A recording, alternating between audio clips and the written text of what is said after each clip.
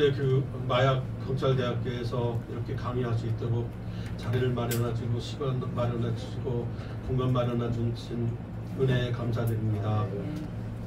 지금부터 마약 경찰대학교에서 마약 관련된 강의를 하는 시간이 오니 마치는 시간까지 함께하여 주시옵고 저의 입술을 통해서 아버지 하나님의 말씀이 전해질 수 있도록 도와주시옵소서. 이 모든 말씀 우리 주 예수님의 이름으로 기도드렸습니다. 아멘. 넘겨주세요. 네, 됐습니다. 됐습니다. 하나 더. 여기서부터. 지난주에 요거 전까지 했고요. 이번 주에서부터 여기서부터 하겠습니다. 그래서 마약류에 의해 가지고 신체 손상들이 일어나는데 신체 각 부위에서 전부 다 일어난다고 보시면 됩니다. 간단하게 살펴보면 심혈관계에서는 심박수미 혈압이 상승되고 불규칙적인 심장박동이 일어나고 부정맥이 좋아. 그리고 심장마비 및 뇌졸중 위험이 증가되고 약해진 심장 근육이 발생하게 됩니다. 호흡기로는 심각분이 일어나고 만성기침이 일어나고 폐감염과 호흡곤란이 일어나고 폐기능이 저하가 일어납니다. 위장에서는 메스꺼움과 구토가 일어나고 복통과 경련이 일어나고 위장과 출혈 및 궤양이 일어나고 간성산 및 간염이 일어나고 신경계에서는 운동작용 능력 저하가 되고 기억력 및 인지력에 문제가 생기고 발작과 떨림이 생기고 뇌졸중 및 뇌손상 위험이 증가하게 됩니다. 그리고 신장에서는 신장 손상 및 신부전이 일어나고 소변 출력 및 세계 변화가 일어나고 전해질의 불균형이 일어나서 몸의 균형이 깨지게 되는 현상이 일어납니다. 여섯 번째, 피부 및 뇌관에서는 피부 발진과 감염이 쉽게 일어나고 조기 노화 및 주름 개선이 일어나고 충치 및 잇몸 질환이 일어나게 됩니다. 그리고 종기 및 주사 관련 피부 문제도 많이 발생하게 되겠죠. 면역계로서는 약화된 면역 반응과 감염에 대한 민감성이 증가되고 상처 치유가 지연이 되게 됩니다. 생식기로서는 호르몬 불균형이 일어나고 누림 및 생식 문제가 생기고 기형아가 발생할 수 있습니다. 그리고 뼈에서는 근육 약화 및 위축이 일어나고 관절통 및 뻣뻣함이 일어날 수 있습니다. 다음.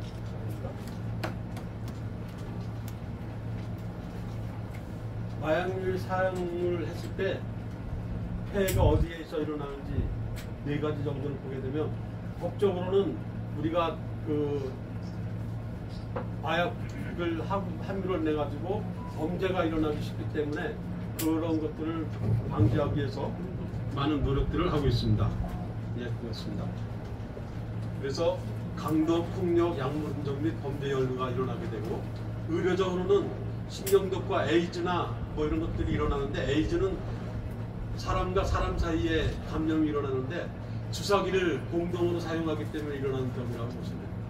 암, 점수병, 신체적 정신적 질환이 일어나고 사회적으로는 사고, 안전위험, 노수, 가정파괴, 사회 취약 계층의 양산, 국가복지, 수요기능 이런 것이 일어나고 경제적으로는 건강 악화, 생산성 저하, 실직, 국가 경쟁력 하락, 인적 자원 소실 등이 일어나게 되겠습니다. 다음 보겠습니다. 그래서 마약을 하면 안 되는 이유는 총 9가지로 들을 수 있는데 첫 번째, 건강위험.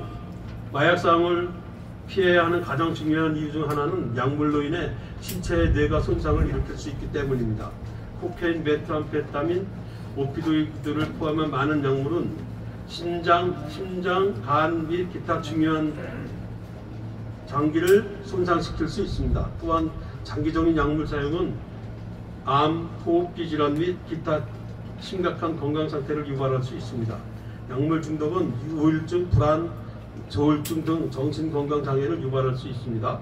약물 사용은 뇌화학을 변화시켜 장기적인 손상과 기분, 지각 및 행동의 변화를 초래할 수 있습니다. 마약 남용은 신체 건강에 매우 해로울 수 있습니다. 마약은 중독성이 강하고 오랜 기간 사용하면 신체 기능을 약화시키고 중추신경에 손상을 시킬 수 있습니다. 두 번째, 판단력 저하. 약물은 판단력을 저하시키고 안전하지 않은 성관계, 음주운전 등 위험한 행동의 가능성을 높일 수 있습니다. 약물 사용은 의사결정 장애와 억제력 감소로 이어져 합리적 선택을 어렵게 만들 수 있습니다. 이런 행동은 사고, 부상, 심지어 사망에 이르는 심각한 결과를 초래할 수 있고, 이러한 위험은 약물을 사용하는 당사자에게 국한된 것이 아니고 주변 사람들에게도 영향을 미칠 수가 있습니다. 세 번째, 강한 중독성. 약물 중독은 극복하기 어려운 만성질환입니다. 많은 약물은 중독성이 강하기 때문에 사용을 중단하고 싶어도 중단하기 어렵게 됩니다. 중독은 인간관계의 긴장, 실직, 재정적 불안정 등 삶에 중대한 영향을 미칠 수 있고, 중독으로 인한 신체적, 심리적 영향도 심각할 수 있습니다. 금단 증상은 메스꺼움, 발한, 발작 등 불편하고 심지어 위험할 수도 있습니다. 심한 경우 약물 중독의 과다 복용으로 이어질 수 있으며 이는 치명적일 수 있습니다. 중독은 인간관계의 긴장, 실직, 재정적 불안정 등 삶에 중대한 영향을 미칠 수 있습니다. 네 번째, 법적 결과. 마약을 소지, 사용 또는 판매하면 벌금형, 징역형, 범죄 기록 등 법적 문제가 발생할 수 있습니다. 많은 국가에서 심각한 마약 관련 법률을 시행하고 불법이며 마약 사용으로 인해 결과는 심각할 수 있습니다. 적발되지 않더라도 적발될지도 모른다는 두려움이 많아지게 되고 스트레스와 불안에 시달릴 수 있습니다. 많은 고용주가 신원조회를 실시하기 때문에 법적 처벌의 위험은 취업 전망과 미래 기회에도 영향을 미칠 수 있습니다. 마약과 관련된 법적 문제로 인해 체포, 기소, 유죄 판결을 받을 수 있으며 이로 인한 항시 기록은 일상생활에서 계속해서 여러 가지 문제를 일으킬 수 있습니다. 다섯 번째, 사회적 문제. 마약 남용은 개인뿐만 아니라 주변 사회에도 해를 끼칩니다. 마약 중독자는 가족, 친구, 사회관계에 부정적인 영향을 미칠 뿐만 아니라 범죄, 갈등, 폭력, 일자리 상실, 경제 문제 등과 연관될 수 있습니다. 교도시설, 치료시설, 재활시설 등에 들어가는 비용과 교육 및 예방활동, 건강검진, 공공안전 등을 위한 천문학적인 사회적 비용이 들게 됩니다. 또한 심각한 건강 문제를 해결하기 위한 건강보험, 복지 시스템, 의료 시스템 등에 들어가는 비용 또한 무시하지 못할 정도로 비용이 많이 듭니다. 여섯 번째, 재정적 부담. 약물 중독은 비용이 많이 들 수밖에 없습니다. 중독에 빠지면 음식, 집세, 공과금 등 다른 필수품보다 마약 구매에 우선순위를 두기 때문에 재정적 부담으로 이어질 수 있습니다. 약물 중독은 약물 비용 외에도 실직과 재정적 안정성의 부족으로 이어질 수 있습니다. 약물 중독에 빠진 많은 사람들이 직업을 유지하거나 안정적인 수입을 유지하는데 어려움을 겪으며 부채와 재정적 불안정으로 이어질 수 있습니다. 대인관계적 문제. 약물 사용은 가족, 친구, 직장 동료와의 갈등으로 이어질 수 있습니다. 약물 사용과 관련된 행동은 예측할 수 없고 불규칙적이어서 관계와 갈등을 유발할 수 있습니다. 중독은 또한 가족과 친구가 사용자의 말을 믿지 않거나 사용자의 행동을 의심할 수 있기 때문에 신뢰 부족으로 이어질 수 있습니다. 이러한 신뢰 부족은 관계에 더 부담을 주어 고립감과 외로움을 유발할 수 있습니다. 여덟 번째, 부정적인 미래. 장기적인 약물 사용은 교육, 경력 및 성공 가능성에 부정적인 영향을 미칠 수 있습니다. 약물 중독은 실직, 학업 실패, 야망 부족으로 이어질 수 있습니다. 또한 약물 사용은 정신건강과 정서적 안정에도 영향을 미쳐 동기부여 부족과 생산성 저하로 이어질 수 있습니다. 이러한 야망과 집중력 부족은 미래의 전망을 제한하고 개인의 목표를 달성하는 데 방해가 될 수 있습니다.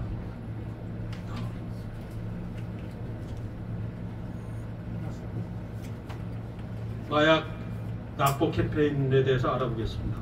이거 국세청에서 2020년도 초에 그 캠페인을 해가지고 온 국민이 알 수 있도록 캠페인을 했었던 건데, 첫 번째가 해외여행 시 대마제품 등 마약류 구매 안 하기.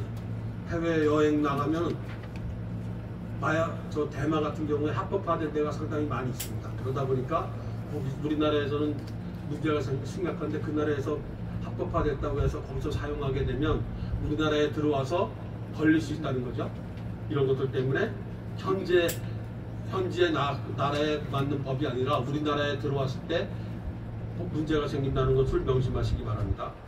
두 번째, 공짜 여행을 미끼로 한 마약류 대륙 반입 유혹하고, 뭐 공항 같은 데 가서 내가 비행기 티켓을 준다든가 아니면 운반비를 얼마 줄 테니까 짐을 하나 옮겨달라고 부탁을 받으면 그런 것들의 유혹에 넘어가서 하게 되는데, 거기에는 무엇이 들어있을지 아무도 모릅니다. 거기에 마약이 들어가 있다, 아니면 밀수품이 들어가 있다, 뭐 그러면 우리나라에 들어와서 걸렸을 경우에 반드시 법적 처벌을 받기 때문에 조심해야 된다는 거죠. 세 번째는 인터넷 사이트 등을 통해서 마약류 구매 안 하기. 그 텔레그램이라든가 이런 불법 사이트들이 많이 있습니다. 텔레그램 같은 경우에는 많은 사람들이 사용하고 있지만 그 보안성이 강화되어 있어서 거기서 어떤 일이 일어나는지 다른 카톡이나 라인이나 뭐 이런 것들보다는 보안성이 안정성이 되어 있어서 믿고 거래를 하는 경우가 많이 있는데, 이런 경우에도 우리가 그런 사이트를 이용하지 않는 것이 중요하다고 하겠습니다. 네 번째, 텔레그램 등 사회강경화 서비스를 이용해서 악용한 마약 거래. 우리가 이제 해외에서 직구로다가 뭐 마약 제품이나 뭐 이런 것들을 들여올 수도 있는데, 그렇게 들어오다가 걸리게 되면 우리 집 앞에 물건이 들어오는 것이 아니라 경찰이나 국제청 관련자들이 와서 기다리고 있다가 체포하는 경우도 상당히 많이 있다고 합니다. 그래서 그런 것들을 조심해야 되겠습니다. 다음 마약류 밀수사범 철수 규정과 마약류 관리법에 따른 마약 등급별 대표적 마약과 형량에 대해서 알아보도록 하겠습니다. 우선 마약류 밀수사범 철수 규정에 대해서 알아보면, 국세청은 국내로 반입되는 모든 마약류 밀수에 대해 공항, 항만 등 국경에서 철저하게 추적 감시하여 적발하고 있으며, 특히 해외 인터넷 사이트를 통한 신종 마약 밀반입도 국제우편물과 특수화물에 대한 완벽한 세관 검사로 적발하는 후 통제 배달 수사로 국내 구매를 반드시 검거 처벌하는 등 마약 없는 건강한 대한민국 건설을 위해서 최선을 다해서 노력을 하고 있습니다.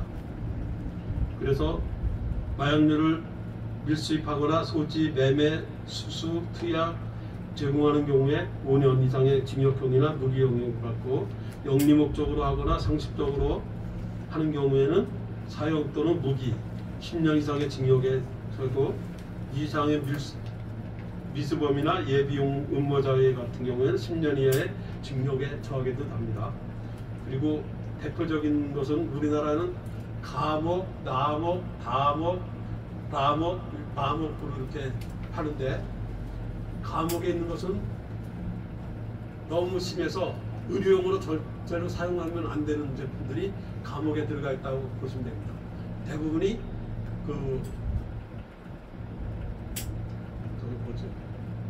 갑자기 단어가 생각이 안 나요.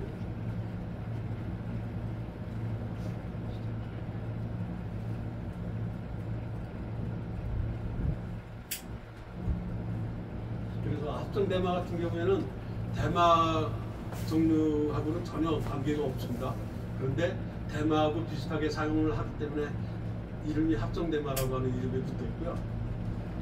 그리고 대마는 우리나라에서는 감옥인데 미국에서는 아직도 감옥에서 빠져나오지 못하고 있습니다. 그래서 2022년도 말에는 바이든이 감옥으로 옮기자 이런 제안을 해서 선거운동을 하기도 했고요.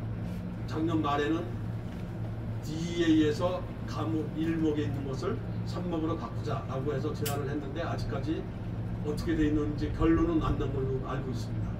아직 일목에 포함되어져 있는 걸로 계속 나오고 있거든요. 그럼 제안을 했지만 아직까지 법적으로 마무리가 안 돼 있다, 이렇게 보시면 됩니다. 그리고 우리나라에서는 대마가 이쪽 3목이지만 아직 미국에서는 1목에 속해져 있다는 거.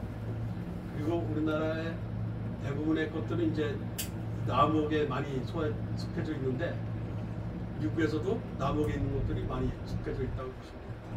그리고 남옥에 이제 그 대마초라든가 아니면은 뭐 이런 것들이 포함되어져 있고, 남옥에는 천연마약이라고 하면 양귀비라든가 저기 뭐야 우리나라 동해안에서 문제가 됐던 코카인 이런 것들이 천연마약에 속하는데, 그런 것들이 남옥에 들어가 있고, 거기에서 그 파생된 합성물들 그런 것들은 전부 다 남옥에 속해져 있습니다. 그래서 거기에 있는 것들이 뭐 헤로인 같은 것도 포함되어 있고 모르핀 같은 것도 포함되어져 있는데, 우리나라에 남옥에 속해져 있지만 다른 나라에서는 감옥에 속해져 있는 경우도 있다는 거 알아두시면 되겠습니다. 다음.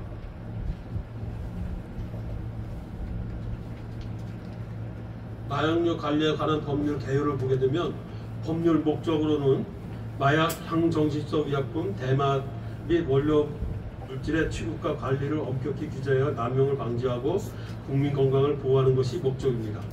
마약류 불법 유통 및 사용을 차단하여 사회 안전과 공공 질서를 유지하는 데 중점을 두고 있습니다.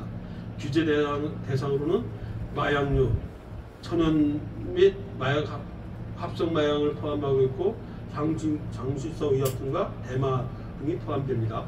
원료 물질은 마약 제조에 사용될 가능성이 있는 원료로 법적 규제 대상이 되기도 하고, 이런 것들이 계속해서 만들어지고 있는데, 그것이 지금 당장은 감옥이나 남옥이나 담옥이나 라목이나 마목에 속해져 있지 않다고 하더라도 유통되고 있는 의약품들 중에 이것이 마약의 가능성이 있다 그러면 임시 마약류로 지정을 해서 그것을 단속하기도 합니다. 그러니까 내가 알고 있는 것이 이게 마약류에 포함되어져 있지 않다고 하더라도 임시 마약류에 들어가 있으면 그것을 사용하는데 주의를 표해야 된다는 거죠. 그래서 주요 금지 행위를 보게 되면, 마약 제조, 불법적으로 마약을 제조하거나 합성하는 행위, 마약 유통, 수입, 국외에서 마약을 반입하는 행위, 마약 판매 및 유통, 다른 사람에게 판매하거나 알선하는 행위, 마약 운반, 마약을 한 장소에서 다른 장소로 옮기는 행위, 마약 사용, 직접 흡입하거나 주사하는 행위, 마약 소지, 개인이 마약을 보관하고 있는 행위, 이런 것들이 전부 다 법적 처벌 대상이 되겠습니다. 다음은 마약류 관리에 관한 법률에 대해서 알아보도록 하겠습니다. 여기에는 아까도 얘기했지만 마약에 관련된 것, 천연 마약과 합성 마약에 관련된 내용이 주로 이제 법률적 대상이 된다는 내용이고요. 그 다음 장 넘어가면 이번엔 향정신성 의약품에, 여기에는 그 크게 세 가지로 나눠서 볼 수가 있는데,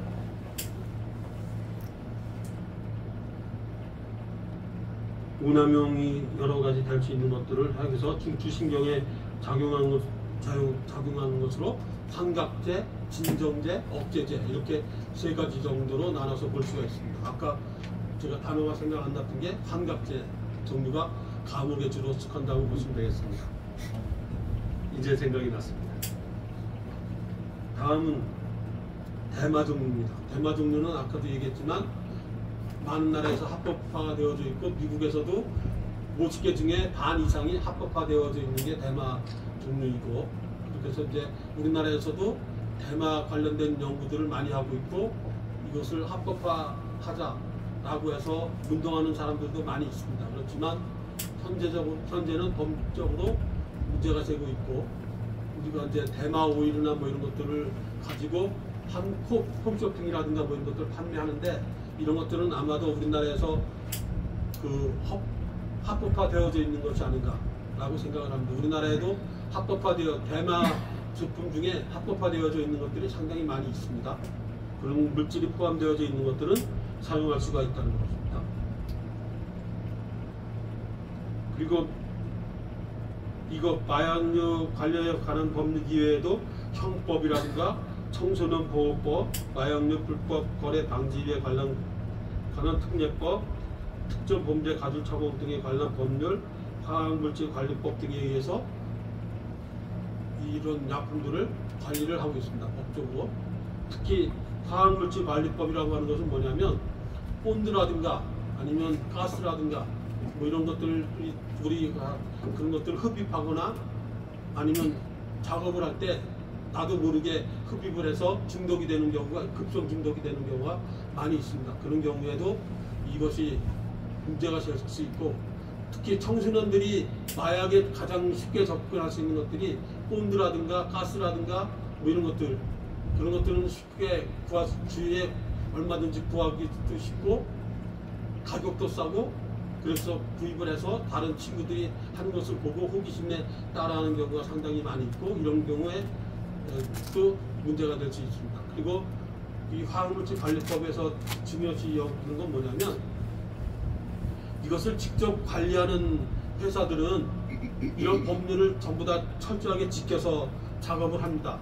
그렇지 않으면 자기 회사가 돌립하기가 어려우니까. 그런데 이것을 하청을 준다든가 하면, 하청에서 온 사람들은 이거 전문적으로 교육을 받지 않은 분들인데, 그런 분들한테 뭐 간단하게 마스크라든가 뭐 이런 것들, 간단한 안전장구 뭐 이런 것들 주고, 교육도 뭐 몇 시간 이상 해야 되는데 그런 것들 하지 않고 그냥 작업에 투입했다가 그 자리에서 실수를 한다든가 뭐 이렇게 정신을 잃는다든가 해서 병원에 이끌려 가게 되는 이런 경우도 많이 있어서, 그런 것들을 관련해서 이를 규제하는 법률이 화학물질 관리법이라고 보시면 됩니다. 거기에 우리가 얘기했던 청소년들이 사용해서 사용할 수 있는 것들이 규제 대상으로 포함되어져 있습니다.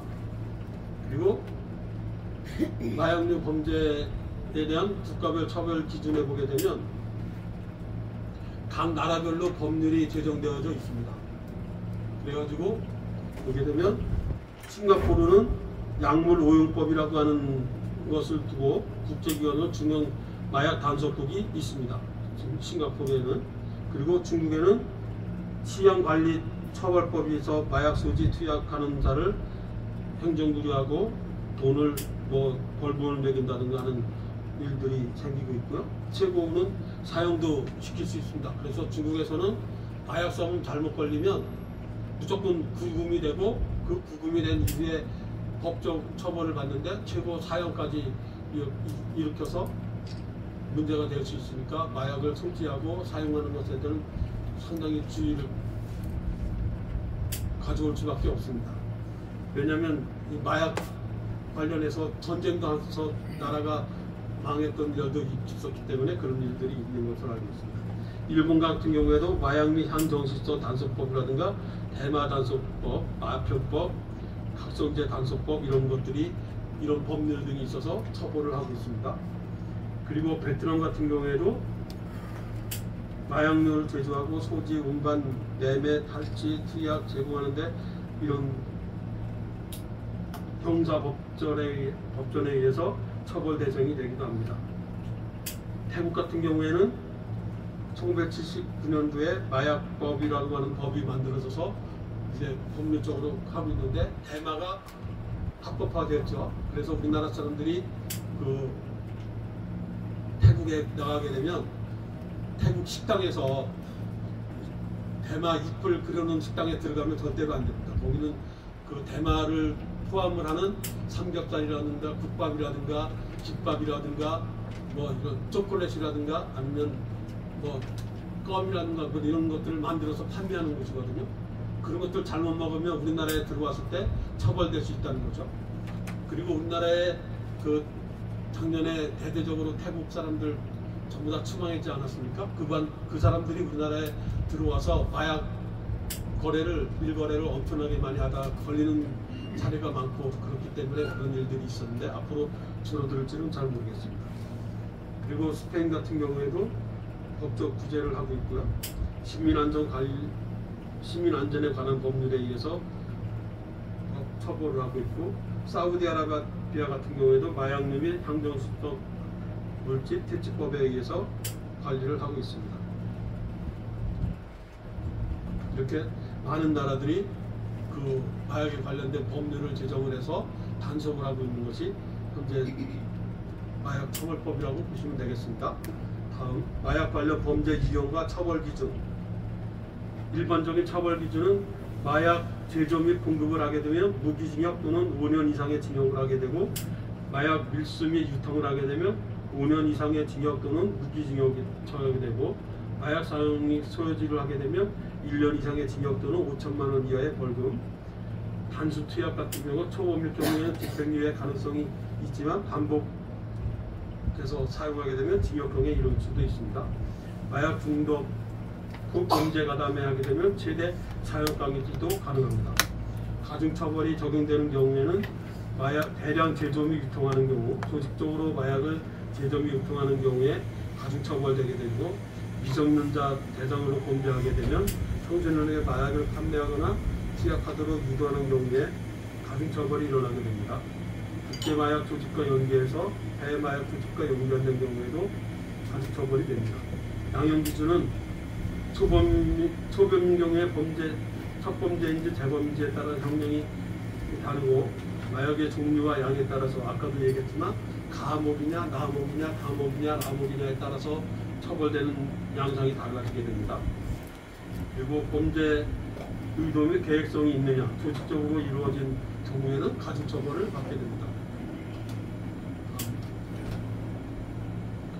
이거는 이제 의약품 관리에 관한 건데, 의약품은 원료를 수입할 때서부터 보고를 하고, 이것이 어느 회사에서 얼마큼 수입이 됐고 어느 회사로 들어갔다는 것까지 전부 다 보고를 해야 됩니다. 제약회사에서도 내가 이런 원료를 얼마만큼 수입을 해서 얼마만큼 만들어 가지고 어떤 제약 도매업체에다가 얼마만큼 넘겨줬다는 것을 보고를 해야 됩니다. 이런 단계별로 보고되는 것이 전부 다 맞아야 되는데, 가끔가다 맞지 않고 도난됐거나 부실됐거나 뭐 이런 보고를 하는 경우도 상당히 많이 있는데, 이런 것들이 불법적으로 유통되는 경우도 있어서 상당히 중의가 일어납니다. 그래서 원료 수입사에서 제약회사로, 제약회사에서 도매업체로, 도매업체에서 병의원으로, 병의원에서 환자한테 가는 경우가 전부 다 보고서를 작성을 해야만 사용할 수 있고, 이런 것들을 마약 통합 관리 시스템이라고 하는 것을 통해서 우리나라에서 통합을 하고 있습니다. 저쪽에 보게 되면 마약류 처방에 관련된 것이 있는데, 진통제가 4.1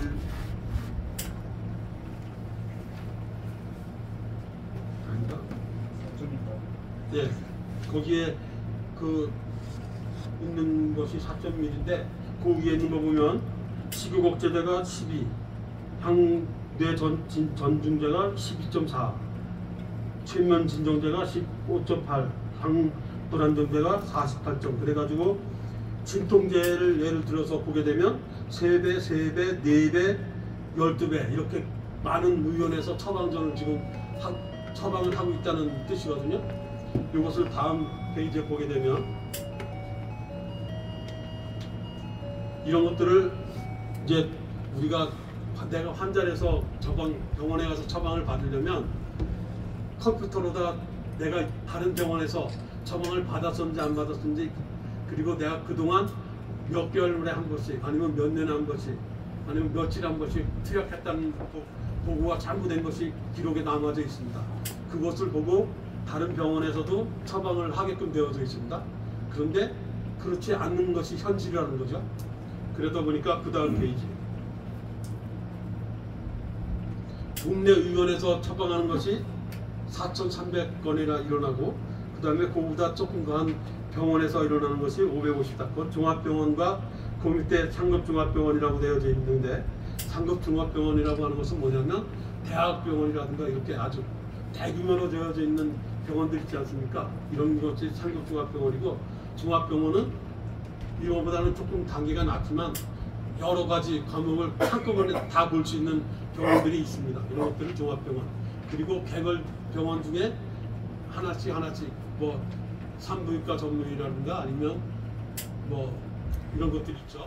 내과 전문의 뭐 이런 것들이 있잖아요. 순환기내과 뭐 그런 것들이 있는 것을 병원이라고 보고, 그보다 더 약한 것이 의원에 속하는데, 우리가 조심해야 될 것이 뭐냐면, 내가 이런 의원이나 이런 데서는 사람들이 많이 와요, 안 와요?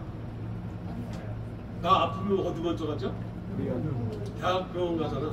제일 먼저 가는 게 최소한 종합병원이나 대학병원 가려고 하지, 그냥 동네 병원도 잘 안 가잖아요. 그런데 의원 같은 경우에는 더 심하겠죠? 이런 데 가가지고 잘못 맞으면 뭘 맞을 수 있다? 마약 투여를 할 수가 있습니다. 내가 무릎이 너무너무 아파.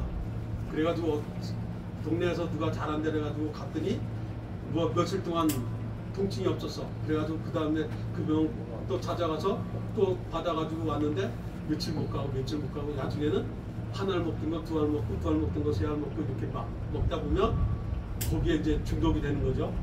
그렇게 해서 늘어나는 것이 이렇게 많이 있다는 겁니다. 그리고 이런 것들이 가장 많이 일어나는 것이 뭐냐면 이쪽에 병원에서 자체적으로 하는 것들이 상당히 많이 있습니다. 의사들이 자기가 스스로 맞는 거라든가 아니면 간호사들한테 투여를 해주는 거, 그렇게 해서 실질적으로 검출되는 것들이 이렇게 2만 건이 넘어가고 한다는 거죠. 2019년도에 2만 건, 2020년도에 2만 건, 이렇게 2만 건씩 해서 계속 늘어나고 있다는 게 문제가 되겠습니다. 그리고 이 아래쪽에 보면 동원 및 분실 상황, 이것도 요 밑에 숫자가 있는데 엄청나게 많이 8천 건이 넘어갑니다. 그리고 이런 것들이 마약류 시구각제자라든가 뭐 이렇게 과다 처방하는 경우도 엄청나게 많이 늘어나고 있습니다. 그래서 실질적으로 아까도 얘기했지만 늘어나는 것들이 그렇게 진통제를 보게 되면 진통제가 4.1이고 나머지 것들이 12배 뭐 이렇게 늘어나고 있는 것들을 보게 되면 우리나라에도 병의원에서 마약류 투약하는 것이 엄청나게 많이 늘어나고 있다. 다행인 것은 뭐냐면 미국에서 가장 문제가 되고 있는 것이 뭐죠? 펜타닐. 우리나라에서는 펜타닐 문제가 전혀 일어나지 않고 있는데 그것도 지금 심각해지고 있어요. 왜냐하면 아까 동네 의원 있잖아. 그런 데서 펜타닐 처방하는 경우가 있는데 거기에 처방받은 사람이 한 군데만 하는 것이 아니라 다른 사람한테 돈을 주거나 뭐 이렇게 해가지고 가짜 아프지도 않은데 가서 아프다고 떼써서 그 약을 처방받아가지고 다른 사람들한테 판매하는 경우, 이런 것들이 가끔가다 발견이 되고 있습니다. 우리나라에서도 그런 것들이 병의원 쪽에서 많이 투약이 넘어가고 있다라고 하는 것을 알아주시면 되겠습니다.